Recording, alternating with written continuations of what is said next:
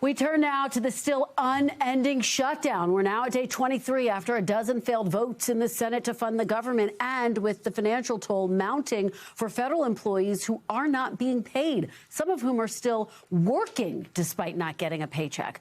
A Republican bill to pay those essential workers, which President Trump just moments ago called a test for Democrats, failed this afternoon in the Senate.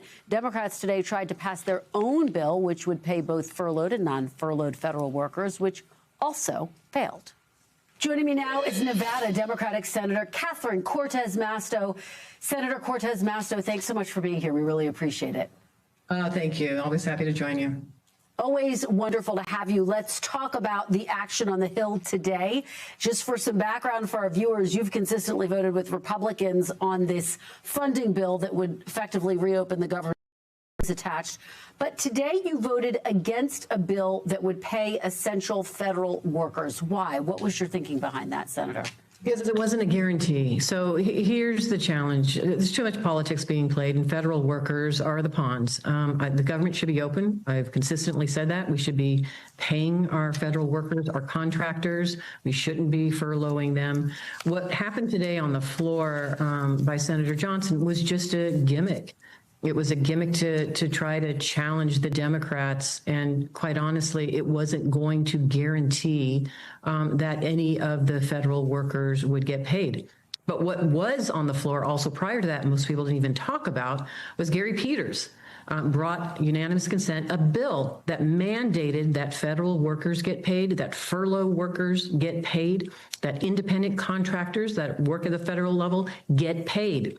And if you were watching what happened on the floor, Senator Johnson refused to accept that as an amendment or join Gary Peters in that legislation. So again, it was a gimmick, and I think the federal workers deserve better. We got to open the government. We've got to pay them. We've got to, so many federal workers, and I know in my state, my independent workers that are getting furloughed and my federal workers, they're paycheck to paycheck. I hear from them all the time. This is crazy to me that we are not doing our job, appropriating. We need to engage in good government and ensure that we stop utilizing the federal workers as political pawns. And it's been my frustration since I've been here in the Senate. And Senator, we are now in the fourth week of this shutdown, which is hard to believe. If you look at the polling, people are blaming both parties pretty equally at this point. You have, again, voted with Republicans, arguing, let's reopen the government now, and then let's negotiate an extension of health care subsidies, which is what this fight is about. How do you convince your Democratic colleagues that there needs to be a change in strategy if that's, in fact, what you believe, given that it doesn't seem like either side is budging? Well, let me just say this. And again, this is why I go back to this is a failure in governing, and it requires leadership in both sides, including the president, to come to the table to work through these issues, to open the government, to address what is happening across the country, which is this looming healthcare crisis. It is. I see it in my state. Millions of Americans are going to lose healthcare or not be able to afford the increase in premiums to the Affordable Care Act. And that is going to have a devastating and ripple effect on the healthcare industry across the country. And it's going to cause premiums for other people to go up. So it needs to be addressed. And there's political posturing right now. You know, what is crazy to me is people are holding out, coming to the table to negotiate, to do our jobs, because they want to see who can flinch first based on how much pain the American public undertakes. That's crazy to me. That's not good government. And so it really, for me, is talking to some of my colleagues, talking both Democrats and Republicans who care about this issue, who know we can do both. We can get the government back open again, and we can address this looming healthcare crisis in the room and start to talk. We've been having those conversations, some of us, and I am committed to making sure those conversations continue, because this stalemate is just harming Americans across the country.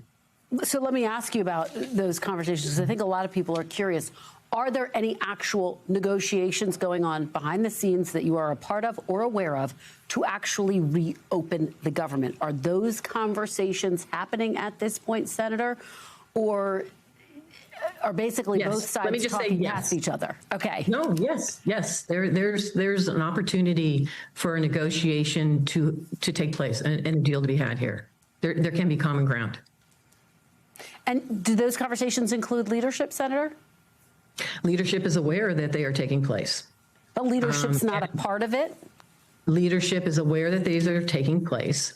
And it is typical what happens, unfortunately, in Congress right now, that there's going to be some of us, quite honestly, moderates in the middle that recognize we can do both. We can govern, we can keep the government open, and we can appropriate, and we can address this looming healthcare crisis. But let me just say this. Part of the challenge we have here is not just in leadership. We have a House that has not been in session for a month. You just talked about a bill that Senator Johnson brought on the floor today, the vote to pay federal workers. Had we even passed that, nothing would have happened because the House isn't even in session. The Speaker of the House thinks that keeping them out of session, and by the way, they're getting paid, but they're not doing their work. Keeping them out of session puts more leverage on Democrats in the Senate. I mean, this is crazy. This is not how government should be working on behalf of the American public. And this is why there's a frustration of Americans across the country, including in my state. Senator, given that something needs to change in order to break through this logjam, I wonder if you've had any thought about changing your vote to a no vote on the Republican bill to reopen the government, to make the point to them, you're not going to get enough Democratic votes unless you come to the table and negotiate. Would you take that step? Well, I can tell you already how many votes we've had to try to open the government, and the Democrats have not moved. We need more Democrats and more Republicans to come to the table together to say, this is what we demand. We want to open the government and we want to fix the healthcare crisis. That's the only way you're going to get leadership to change. But I will say this, the frustration, I think, from my colleagues has been, even with the Republican leadership, you can't rely on them to be in these negotiations because there's one person that is quite honestly missing from this, which is Donald Trump. Leadership in both the House and the Senate, Republican leadership, will not do anything unless Donald Trump tells them to do it. So there has to be someone from the White House with the authority, with Donald Trump's authority, to make this happen. And that's really how this should work, right? The President of the United States should be constructive here, helping us, two sides come to the table, negotiate, bring people to the table to address what Americans are dealing with right now. Let's solve the problems. Let's fix the healthcare crisis. Let's open the government. Let's engage in good governing. And that's what many of us are still hoping for. That's why we still engage in these conversations. Yeah, before I let you go, I do want to ask you about this bill that you and some of your Democratic colleagues have proposed. This is on drug prices. It would effectively repeal parts of the so-called Big Beautiful Bill that made some medications for rare diseases, including cancer drugs, Senator, ineligible for Medicare price negotiations. Do you have any Republican support for this bill or confidence that it will, in fact, pass? Well, let me just say, not yet, but this is a perfect example of where there should be and can be bipartisan support. We are talking about reducing the costs for Americans when it comes to cancer medications, and allowing Medicare to negotiate with Big Pharma for those cancer medication drugs. We actually allowed that in the Inflation Reduction Act. And when Trump came into office, they stopped that negotiation and they took those cancer drugs out of that requirement that these drugs should be negotiated for a lower price for Medicare. The legislation that I have with my colleagues is let's put it back in. There's millions of Americans that have rare diseases, cancer related, and they rely on these drugs and cannot afford the drugs.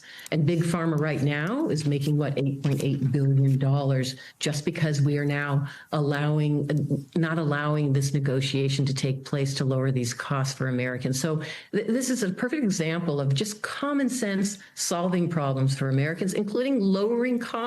Healthcare costs for them. This is part of what I am hearing back home. People are struggling, not just the high cost of groceries and clothing and energy and housing. It is healthcare. It's a perfect example where we can come together in a bipartisan way. All right. Senator Cortez Masto, as always, thank you for your time and your perspective today. We really appreciate it. Thank you. We thank you for watching, and remember, stay updated on breaking news and top stories on the NBC News app or watch live on our YouTube channel.